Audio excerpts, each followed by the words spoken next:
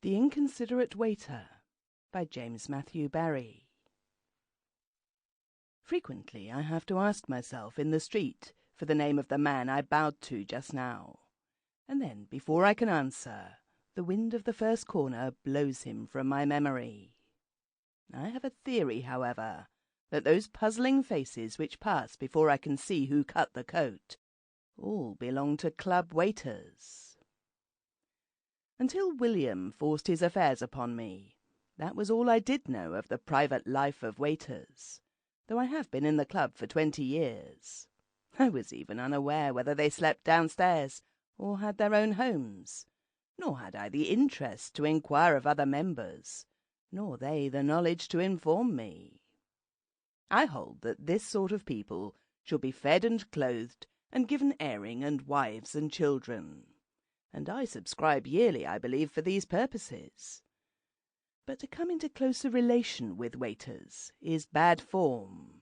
They are club fittings, and William should have kept his distress to himself, or taken it away and patched it up like a rent in one of the chairs. His inconsiderateness has been a pair of spectacles to me for months. It is not correct taste to know the name of a club waiter, so I must apologize for knowing William's, and still more for not forgetting it. If again, to speak of a waiter is bad form, to speak bitterly is the comic degree of it. But William has disappointed me sorely.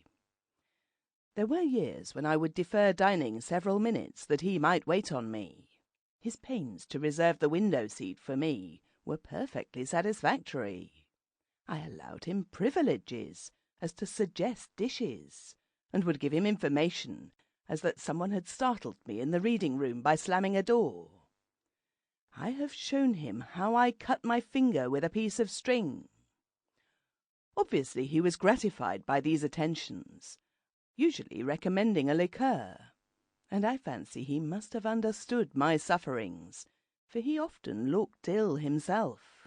Probably he was rheumatic, but I cannot say for certain, as I never thought of asking, and he had the sense to see that the knowledge would be offensive to me.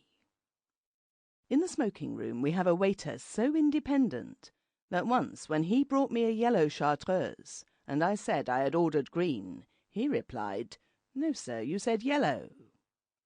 William could never have been guilty of such effrontery.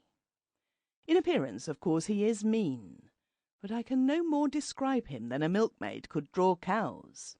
I suppose we distinguish one waiter from another much. Sample complete. Ready to continue?